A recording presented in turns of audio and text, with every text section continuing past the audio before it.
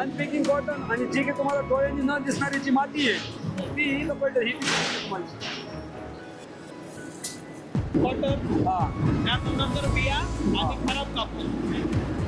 Okay, त्या बिया आहेत आपल्याला इथं पण बघायला मिळतील ना? हा, इथं बघायला भेटलं आपल्याला.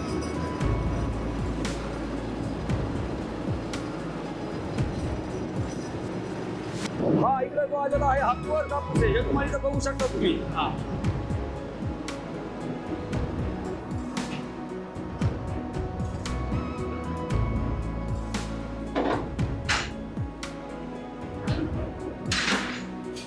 याच गाठी तुमचे एक्सपोर्ट होतात किंवा बाहेर मार्केटमध्ये जातात. तुम्ही इथं बघू शकता खाली हे इथं तेल पडतोय, तेल पडतंय. या मशीनद्वारे इथून येऊन इथं तेल पडतंय. इथं जनावरला खायला ही पेंट तयार होती आपली. ही पेंट तयार होते इथंच. खरं तर कापूस हे महाराष्ट्रातील सगळ्यात महत्त्वाच्या पिकापैकी एक पीक आहे. खरीपात जर आपण बघितलं तर सोयाबीनच्या नंतर कापसाचं क्षेत्र येतं आणि साधारणतः 40 ते 42 लाख हेक्टर महाराष्ट्रामध्ये कापूस केला जातो. मराठवाडा असेल, विदर्भात असेल, सगळ्यात महत्त्वाच्या पिकापैकी कापूस हे पीक आहे. दरवर्षी आपण असं बघतो की शेतकऱ्यांना कापसाला चांगला दर मिळत नाही. MSP पेक्षा कमी दरामध्ये शेतकऱ्यांना कापूस विकावा लागतो. परंतु महाराष्ट्रातील ज्या शेतकऱ्यांचा कापूस विक्री होतो त्या विक्री केलेल्या कापसाचं पुढं काय होतं किंवा कापसापासून धागा कसा बनतो, गाठी कशा बनतात किंवा त्याचं पुढं काय होतं, पेंट कशी बनते, सरकीचं तेल कसं बनतं, हे सगळी प्रोसेस आपण आजच्या व्हिडिओच्या माध्यमातून जाणून घेत आहोत. आत्ता मी सध्या मराठवाड्यात आहे. मराठवाड्यातील गेवराई या शहरामध्ये एक कापसाची जिनिंग आहे. माझ्या पाठीमागं बघू शकता शेतकऱ्याकडून आलेला कापूस आणि इकडे त्याची प्रोसेसिंगची सगळी पद्धत सुरू आहे. आपण ही प्रोसेस काय असते, कापसाचं पुढं काय होतं, त्यातले बिया कशा वेगळ्या केल्या जातात, त्यातनं तेल कसं काढलं जातं, या सगळ्या गोष्टी जाणून घेतोय.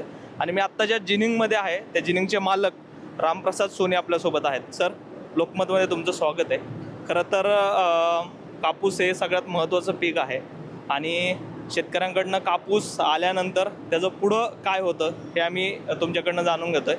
पण सध्या मला एक सांगा की महाराष्ट्रामध्ये कॉटन प्रोसेसिंग जी इंडस्ट्री आहे त्याचा काय सिनारिओ आहे, त्याची काय परिस्थिती आहे? कारण की आपण बघितलं तर शेतकऱ्यांना दर मिळत नाही अशी ओरड असते किंवा शेतकऱ्यांना खरंच प्रोडक्शन कॉस्टपेक्षा कमी दरामध्ये किंवा खूप कमी पैशामध्ये तो कापूस विकायला लागतो असं म्हणतं.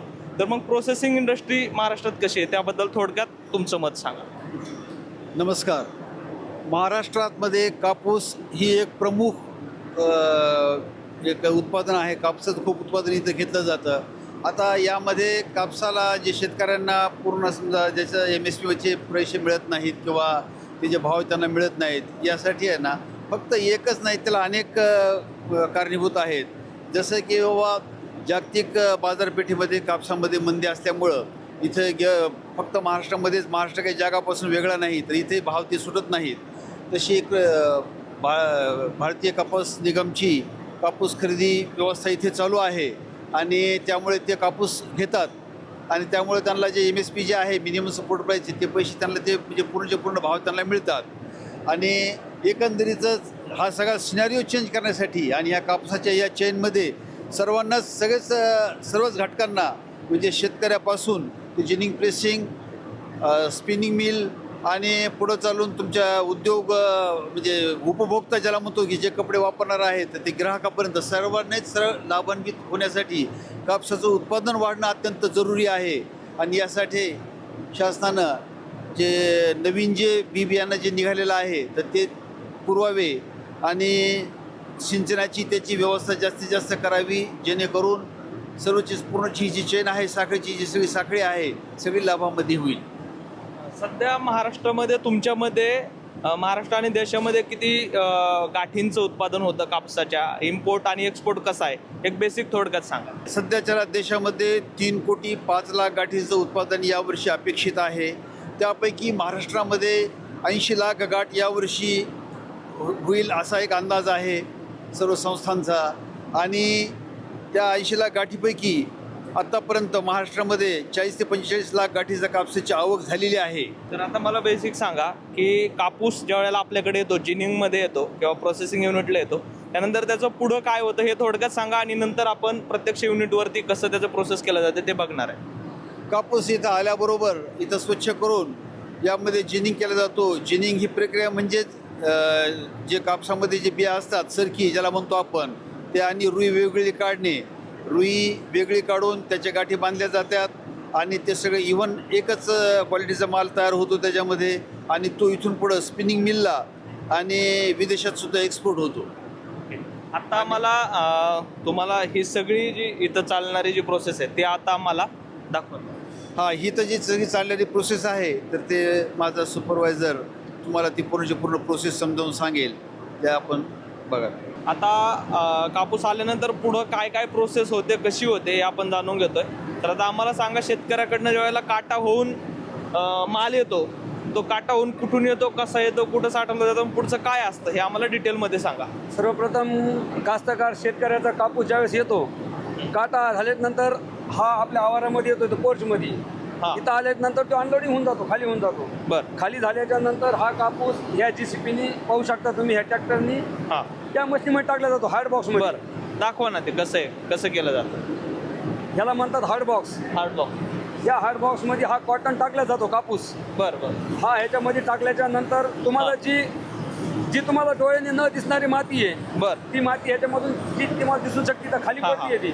ओके. आणि फक्त कॉटनच कारखान्यात जातो आतमध्ये, जिनिंगमध्ये, ओके. जिन हाऊसमध्ये. बरं बरं. मग हा आतमध्ये गेल्यानंतर प्रोसेस आतमध्ये चालू होऊन जाते. ह्या ट्रॅक्टरनी हा कापूस इथं ह्याच्यात टाकला जातो. ह्या मशीन टाकला जातो हार्ड बरं. बॉक्समध्ये, आणि- हार्ड बॉक्स म्हणतात. बरं बरं. आणि आणि त्यातनं मग हा कापूस असा येतो का? हा कापूस असा ह्याच्यामध्ये येऊन ह्या बेल्टवर पडतो. बरं. आणि अनपॅकिंग कॉटन आणि जी काही तुम्हाला डोळ्यांनी न दिसणारी जी माती आहे ती इथं पडली, ही दिसते तुम्हाला. ओके. हे इथं खाली पडलं जातं. मग हे वेस्ट आहे वेस्ट कापसाचं. आहे, वेस्ट आहे. ओके, पण आपल्याला असा कापसामध्ये माती दिसत नाही, ही एवढी माती या असते का? कापसामधून मला एवढी माती काढून दाखवा, तुम्हाला दिसू शकत नाही. ह्या मशीनमधून ती माती पूर्ण खाली निघल्या जाते. बरं. आणि फक्त प्युअर कॉटन कापूस ओके. जो असतो, ओरिजिनल कापूस, तो हा. फक्त जिन हाऊसमध्ये जातो आतमध्ये. ओके, मग सगळ्यात पहिली प्रक्रिया म्हणजे कापसातले घाण बाहेर काढणे. हा कापसातलं कंटामिनेशन करणे, बरं. कंटामिनेशन म्हणता ह्याला. बरं. ह्याच्यामधून सगळं निघून जातं का बाजूला, तुमच्या दोरी, केस, काडी, कचरा, माती हे सगळं निघून जातं. फक्त कापूस ह्याच्याकडून पुढे जातो. ओके, म्हणजे पहिली प्रोसेस ही आहे. त्यानंतर या बेल्टवर कापूस आता आतमध्ये कुठं जातो ते सांगा. आतमध्ये चला आता. ओके.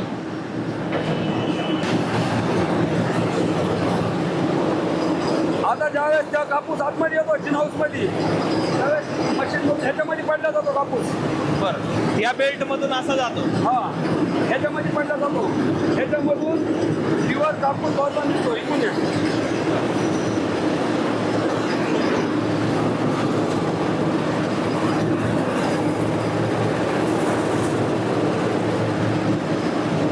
हा प्युअर कापूस, प्युअर कापूस. बी निघलेला कापूस. ओके, म्हणजे या बेल्टमधनं जो साफ केलेला कापूस आहे तो असा जातो त्याच्यातून त्या मशीनमध्ये पडतो. आणि प्रत्येक मशीनमध्ये टाकला जातो. सगळ्या मशीनला सेन्सर बसविलेले. बरं ते सेन्स त्याला सांगतं की माझ्याचा कापूस संपलाय. बरं. ट्रॉली ह्याच्यामध्ये मला टाकून दिली. ऑटोमेशन आहे, ऑटोमेशन आहे. Automatic, पुढे automatic. सगळं ऑटोमध्ये जातं. हा टोटल ऑटोमॅटिक आहे सगळं. बरं. आता ह्याचं त्या मशीनमध्ये काय काय होतं ते थोडं मेकॅनिझम सांगा. त्या मशीनमधून तुम्हाला कापूस बाजूला निघतो, बरं. सरकी बाजूला निघते. हां. आणि जो अनपिकिंग कॉटन आहे, जो अनपिकिंग जो कॉटन आहे हा हा. सुद्धा बाजूला टाकला जातो ह्या मशीनमधून. ओके, खराब कापूस आहे. हा आणि काठी. हा बाहेर जातो तिकडे. ओके, म्हणजे तीन प्रोडक्ट निघतात कापसातून. एक कॉटन, हा त्यानंतर बिया आणि हा. खराब कापूस. ओके, त्या बिया आहेत आपल्याला इथं पण बघायला मिळतील ना. हा, इथं बघायला भेटला.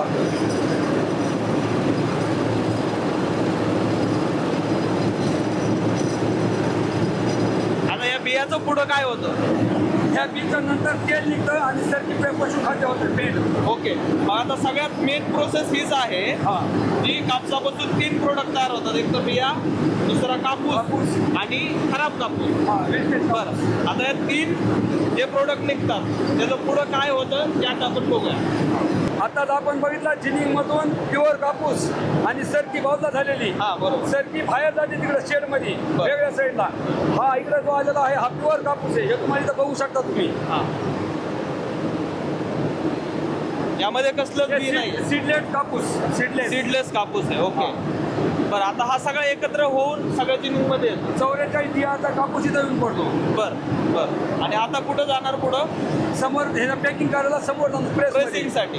बरं, आता इकडं आता ह्या सगळ्या मशीन मधला जो प्रोसेसिंग होऊन आलेला कापूस आहे, प्रोसेसिंग म्हणजे बिया बाहेर टाकून आलेला कापूस आहे, तो सगळा एकत्रितपणे या मशीन मध्ये येतो.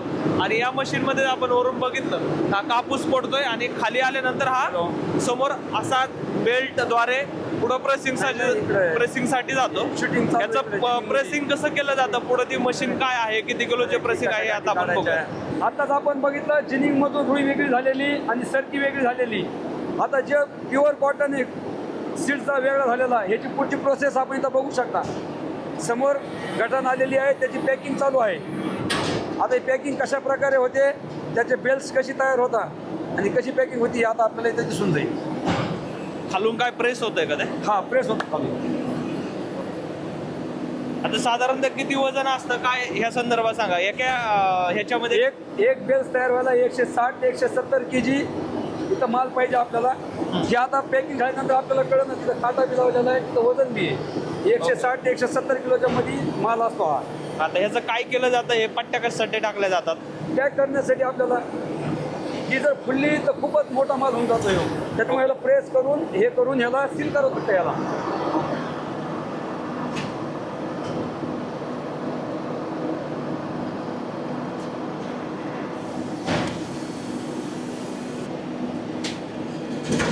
ओके, आता हे वर प्रेस केलं जातं हे असं. हा ओके हे तर ह्याला सेन्स केलं लगेच.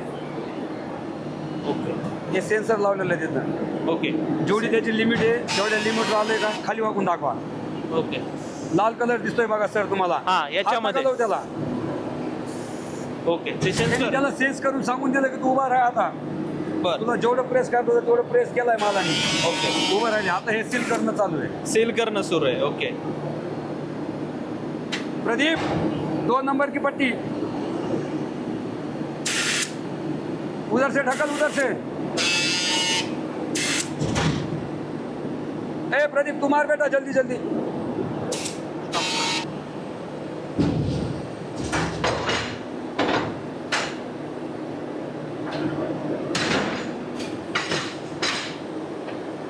आता ह्याचं वेट करून जाणार आपल्याला वजन.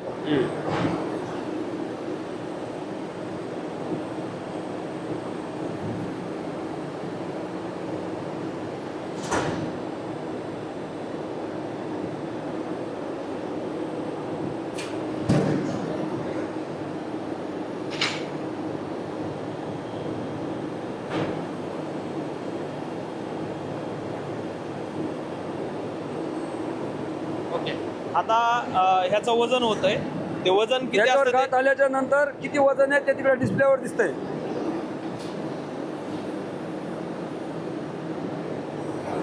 एकशे 64 किलो 600 ग्रॅम.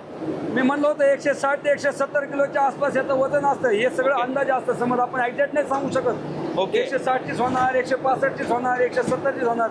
160 ते 170च्या मध्ये हा. Average weight okay. एक बेल्ट. बर. आणि ही झाली एक तुमची एक गठान. काय एक गठान झाली पूर्ण. आता ही बर. आता ही पुढे जाणार तिकडं आणि थप्पी लागून जाणार. ज्यावेळेस त्याला समज डिमांड इन शेटकडे त्या टायमध्ये सेल केला जाईल. ओके. बर.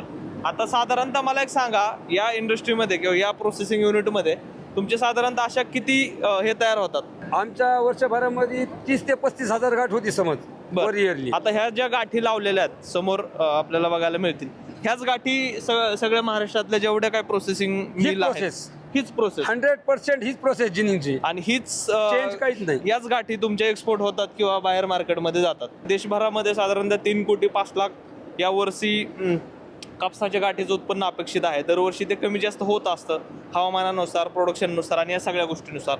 ही जी गाठ तुम्ही बघताय हीच फायनल गाठी आहेत. याच गाठीमध्ये वजन मोजलं जातं. एक गाठ साधारणतः 160 ते 70 किलोच्या आसपास असते आणि या गाठीचंच जे पुढं मार्केटसाठी जे आपण म्हणतो उत्पादन किती आहे ते गाठीवरती मोजलं जातं आणि त्या या गाठी आहेत. साधारणतः याची प्रोसेस कशी ती आत्ता आपण बघितली. म्हणजे त्यातल्या बिया बाजूला काढायचं, ओरिजिनल कापूस विदाऊट बिया आणि त्याचं नंतर प्रेसिंग आणि नंतर पॅकिंग आणि अशा पद्धतीनं गाठी तयार होतात. आता यानंतर आपण त्या बियांचं काय होतं आणि त्या खराब कापसाचं काय होतं ते आता आपण बघूयात. आता आपण बघितलं जिनिंगमध्ये 3 प्रकारचं आहे. समज सरकी निघतीये, रुई निघतोय आणि वेस्ट कापूस निघतोय. जो वेस्ट कापूस आहे हा इथं बघू शकता तुम्ही. वेस्ट कापूसला आपण रिसायकल करतो या मशीनद्वारे. बरं. या भोंग्याद्वारे तो वेस्ट कापूस टाकला जातो. ह्याच्याद्वारे त्याला रिसायकल करून आपण एक चांगल्या प्रकारचा कापूस तयार करतो. ओके.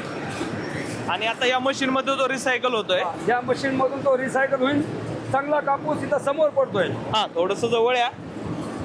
हा चांगला कापूस म्हणजे ह्यातनं खराब किंवा घाण खराब काढ कापसाच्या वेस्ट पासून आपण ह्याला थोडं या मशीनद्वारे आणखीन चांगल्या उत्कृष्ट प्रकारे करतो. त्याला चांगलं केलंय. टाकाऊ पासून टिकाऊ वस्तू तयार केलेली समज. ओके म्हणजे हा चांगला कापूस झाला. जसं की आपण शेतातून काढल्यानंतर याला पुन्हा जिनिंग मध्ये टाकू शकतो. हो. याची वेगळी तर तो टेस्ट तयार होते. येस, तो जर कापूस बघितला तर तो अगदी खराब दिसतोय. त्याच्या लेंड्या दिसतात कापसामध्ये.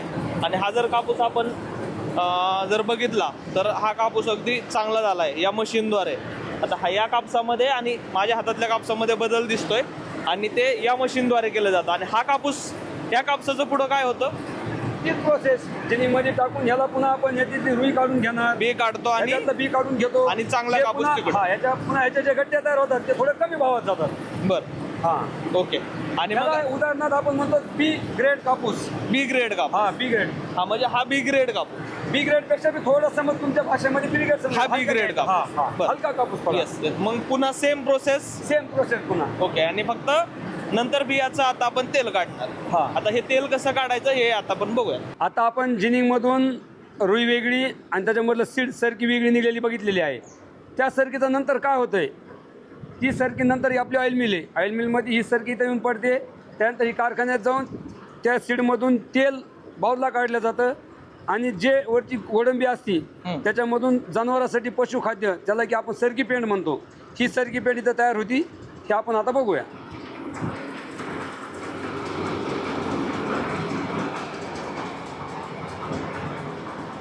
तर अशा पद्धतीनं ते ह्याच्यामध्ये ते बेल्टमध्ये सरकी टाकली जाते.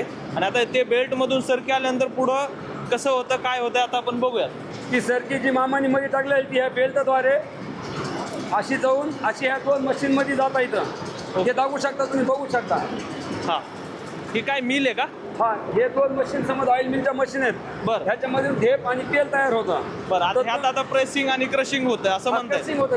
क्रशिंग होतं. आणि क्रशिंग झाल्यानंतर हे तर तुम्ही इथं बघू शकता खाली हे कुठलं इथं तेल चालू आहे. पडतंय? तेल पडतंय. या मशीनद्वारे इथून येऊन इथं तेल पडतंय. ओके, एक मिनिट थोडं वाईडने दाखवा. इथं क्रशिंग होतं हा. आणि साईडने हे तेल खाली पडतं. आणि एका समोरच्या साईडला तुम्ही बघू शकता इथं जनावरला खायला ही पेंट तयार होती आपली. ही पेंट तयार होते इथंच. आता ही गरम लागते म्हणजे याचं आत्ताच प्रेस झालंय आणि या मिलमध्ये क्रशिंग आणि प्रेसिंग होतं. आता या ठिकाणी बघतो हे आपण. बघा, हा, ही दाखवा. ही जी आहे ही रेडी झालेली सरकी पेंड आहे. आपण हे बघू शकता. आणि याच मशीनमधनं इथं जर बघितलं तर वरून प्रेस झाल्यानंतर हे जे तेल आहे तेल इथं खाली आपल्याला पडताना दिसतंय. याच्यानंतर फिल्टर होतंय, जाळी लावलेली आहे आणि हेच तेल नंतर पुढं स्टोअर केलं जातं. बरोबर. ही इथं बी ते सेम प्रोसेस या मशीनची. या मशीनची पण सेम प्रोसेस. Same process. बरं. तर अशा पद्धतीनं मग फायनल प्रोडक्ट तयार होतं. फायनल प्रोडक्ट तयार होतं. तेल जे आहे हे इथं स्टोरेज केलं जातं. बरं. हे इथं पडतं. storage आहे. इथं स्टोअर होत आहे तेल. त्याच्यानंतर ह्याला रिफाईंड मध्ये घेऊन जातो आपण. बरं. रिफाईंड करण्यासाठी. मग ते रिफाईंड झाल्याच्या नंतर रिफाईंडला पाठवतो आपण. आपल्याकडे कच्चं प्रोडक्ट तयार होतं. पक्क प्रोडक्ट करण्यासाठी टँकरद्वारे आपण रिफायनरला पाठवतो. मग ती रिफायनरची नंतरची प्रोसेस. बरं. आता मला एक सांगा, तेल किती रुपये लिटरने विक्री होतं साधारणतः? होलसेलमध्ये काय असतं सर? होलसेल आता अंदाज नाही पण 126-127 रुपये केजीचा भाव आहे समजाचा. बरं. तेलाचा. बरं. आणि आता पेंडीचा भाव आहे 37 रुपये. 37-38 रुपये पर केजी. तर अशा पद्धतीनं बेसिकली आपण बघितलं तर कापसाचे 2 प्रोडक्ट आहेत. एक तर कापसाच्या गाठी आणि तेल आणि ही पेंट बेसिकली पशुखाद्य म्हणून आपण वापरतो. सगळ्यात मेन जो प्रोडक्ट आहे तो आहे कापसाच्या गाठी, ज्या की आपण बघितल्या. त्यानंतर त्याचं कापड तयार होतं किंवा कापड इंडस्ट्रीसाठी तो कापूस जातो. बेसिकली हे तेलसुद्धा खाद्यासाठी किंवा अन्न शिजवण्यासाठी खूप कमी लोक वापरतात, पण बाकीच्या इंडस्ट्रीमध्ये पण त्याचा वापर होत असतो. कुठं कुठं वापर होतो ह्या तेलाचा? हा तेलाचा खाण्यासाठी वापर होतो सर. आणि अजून दुसरं काय? दुसरं काय नाही, ह्याच्यापासून ह्याला हे जे रिफाईनचं तेल गेल्याच्या नंतर बरं. ह्याला रिफाईन तयार करून 1 किलो 15 किलो 5 किलो पॅकिंगमध्ये हे कच्चं तेल विकल्या जातं. हे बरं. जसं शेंगदाणा तेल सूर्यफूल तेल असतंय तसंच हे कलटी सरकीचं तेल म्हणून सुद्धा विकल्या जातं. तर अशा पद्धतीनं शेतकऱ्यांच्या शेतातून किंवा घरातून येणारा जो कापूस आहे तो ज्या वेळेला जिनिंगमध्ये येतो त्याचा अशा पद्धतीनं प्रोसेस होतं. माझ्या हातामध्ये तुम्ही ही सरकी पेंड बघताय, त्यासोबतच या मिलमधून तयार होणारं सरकी तेल आणि सगळ्यात महत्त्वाचा प्रोडक्ट म्हणजे जो आपण आत्ता बघितला त्याची प्रोसेस कशी होती ती बघितली, ती म्हणजे कापसाच्या गाठी. याच कापसाच्या गाठी पुढं कापड उद्योगासाठी दिल्या जातात आणि त्यानंतर त्याचं कापड तयार होतं आणि तेच कापड आपण सगळेजण वापरतो. खऱ्या अर्थानं शेतकऱ्यांच्या शेतात येणारा कापूस तर आपल्या अंगावर येणारा कापड किंवा तयार होणाऱ्या गाठी कशा होतात तीच प्रक्रिया दाखवण्याचा हा प्रयत्न आहे. दत्ता लवांडे, लोकमत ॲग्रो, बीड.